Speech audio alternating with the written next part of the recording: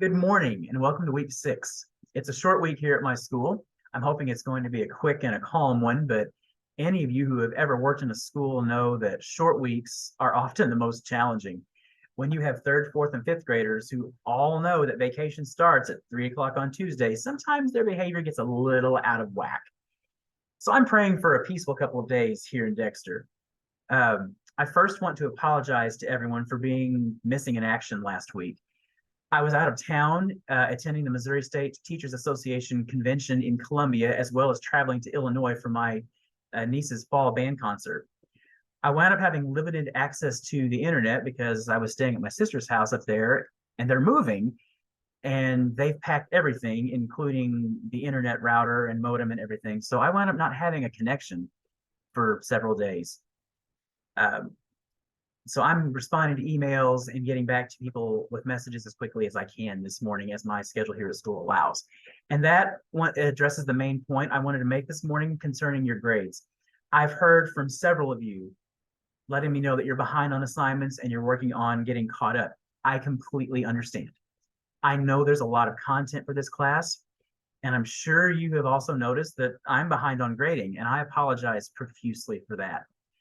This is the first online class that I've ever taught. I'm used to teaching in-seat classes where I'm there with you and we're discussing things and getting into the content and doing a lot of the work there in class and a lot of the grading there in class too. And I'm finding that keeping up with the online version of this class alongside my regular teaching job is a huge challenge. So I wanted to assure you that yes, you may continue catching up on missed assignments, even if I have gone in and entered a 0 grade for that assignment already.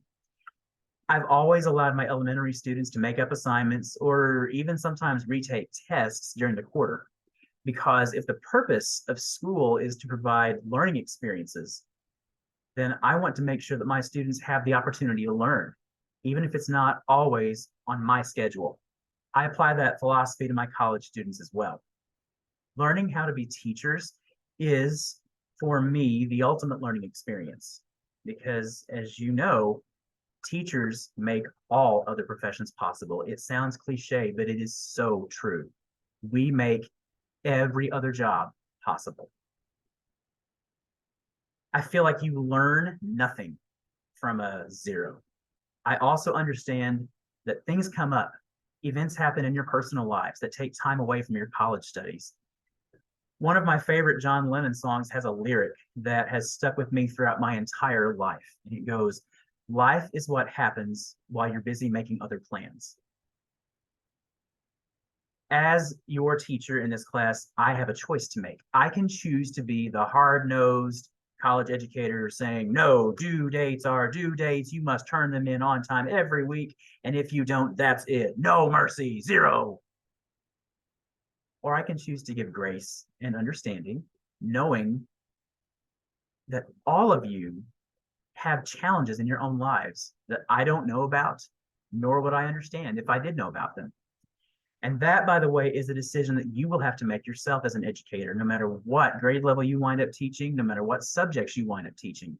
That is a choice you'll have to you'll be faced with time and time again. So if you can give me a little grace and understanding for being behind on grading, I can give you grace and understanding on a couple of missing or late assignments. All I ask is that you contact me when you have submitted something that's late or missing, especially if it's one that I've already put a 0 grade in for, because Canvas is not always good at notifying me of those.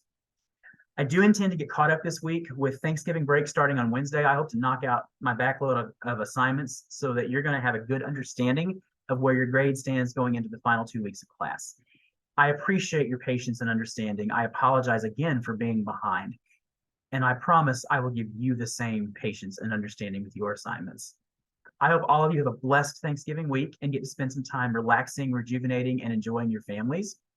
Please feel free to reach out to me if you have any additional questions or concerns, and I will get back to you just as quickly as I can. Have a great week, everybody.